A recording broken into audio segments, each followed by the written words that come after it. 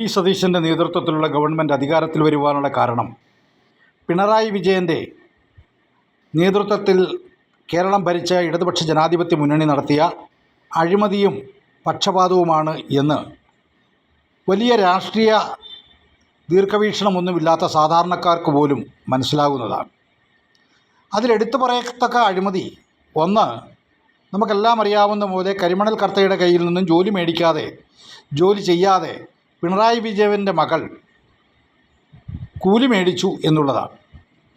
അതുപോലെ തന്നെ സ്വർണ്ണക്കള്ളക്കടത്ത് എന്ന നയതന്ത്ര ബാങ്കിലൂടെ നടത്തിയ അട്ടിമറിയാണ്.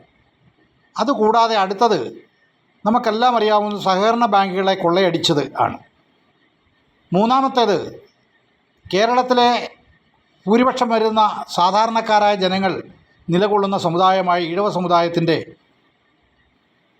അമ്മമാരെ മൈക്രോ ഫിനാൻസിൻ്റെ മറവിൽ വട്ടിക്കാൻ തയ്യാറായ വെള്ളാപ്പള്ളിക്ക് വേണ്ടി പിണറായി വിജയൻ കൂട്ടുനിന്നു എന്നുള്ളതുമാണ്.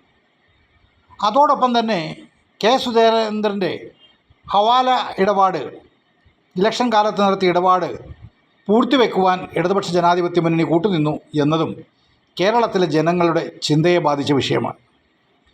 എന്നാൽ പുതിയ ഗവൺമെൻറ് അധികാരത്തിൽ വന്നിട്ടും ചില കാര്യങ്ങൾ സസൂക്ഷ്മം പരിശോധിച്ചാൽ കാണാൻ കഴിയുന്നത് പഴയത് തന്നെ തുടരുന്നു എന്നുള്ളതാണ്. അതിൻ്റെ പരിണിതഫലമായി ഇന്നലെ ബഹുമാനപ്പെട്ട കേരള ഹൈക്കോടതി വെള്ളാപ്പള്ളി നടേശൻ്റെ മൈക്രോ ഫിനാൻസ് അഴിമതിയെപ്പറ്റി അന്വേഷിക്കുവാൻ ഏർപ്പെടുത്തിയ വിജിലൻസ് പ്രത്യേക സംഘത്തിൻ്റെ തലവൻ DYSP ശശികുമാറിനെ വളരെ മോശമായ രീതിയിൽ വിലയിരുത്തുകയും ശാസിക്കുകയും ചെയ്തു എന്ന് മീഡിയയിലൂടെ നമ്മളെല്ലാം അറിഞ്ഞു. ഇതേ ശശികുമാർ തന്നെയാണ് ശബരിമലയിലെ സ്വർണ്ണക്കൊള്ളയിൽ പ്രതികൾക്ക് രക്ഷപ്പെടുവാൻ വേണ്ടി കുറ്റപത്രം കോടതിക്ക് സമർപ്പിക്കാതെ അവസരമൊരുക്കി കൊടുത്തത് എന്ന യാഥാർത്ഥ്യം ദയവായി VD സതീശൻ ഗവൺമെൻറ് മനസ്സിലാക്കണം.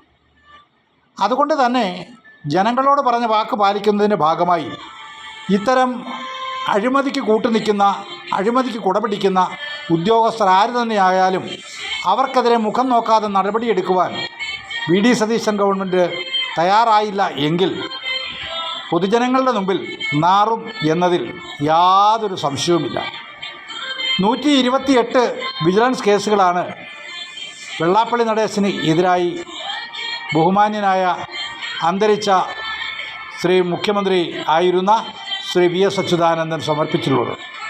അവയിൽ ഇപ്പോഴും പിണറായി വിജയൻ 10 വർഷക്കാലം ഭരിച്ചപ്പോൾ 24 എണ്ണം മാത്രമാണ് കുറ്റപത്രം തയ്യാറാക്കിയിട്ടുള്ളത് തന്നെ.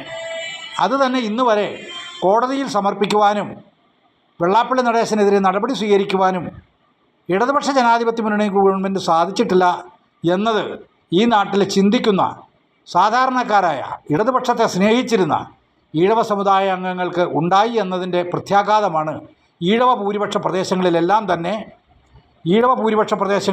തന്നെ ഐക്യ ജനാധിപത്യ മുന്നണിക്ക് ഭൂരിപക്ഷം കിട്ടിയത് എന്ന് കാണാൻ കഴിയണം.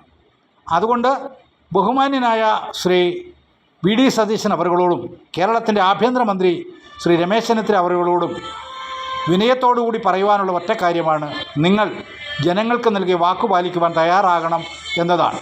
വെള്ളാപ്പള്ളി നടേശനെതിരെ 128 വിജിലൻസ് കേസുകൾ നിലവിലുണ്ട് എന്നും അത് അടിയന്തര പ്രാധാന്യത്തോടുകൂടി എടുത്ത് അന്വേഷണം പൂർത്തീകരിച്ച് കോടതിക്ക് സമർപ്പിച്ച് നിയമ നടപടികൾ സ്വീകരിക്കുവാൻ വേണ്ട അവസരമൊരുക്കണമെന്ന് വിനയത്തോടുകൂടി അഭ്യർത്ഥിക്കുകയാണ്.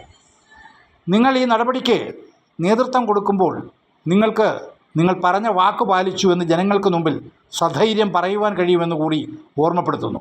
അതല്ല, പിണറായി വിജയൻ സ്വീകരിച്ച ചങ്ങാത്ത രാഷ്ട്രീയമാണ് കൈകാര്യം ചെയ്യാൻ പോകുന്നത് എങ്കിൽ എന്നും ആരും ആനപ്പുറത്തിരിക്കുകയില്ല എന്ന് ഓർമ്മപ്പെടുത്തുന്നു.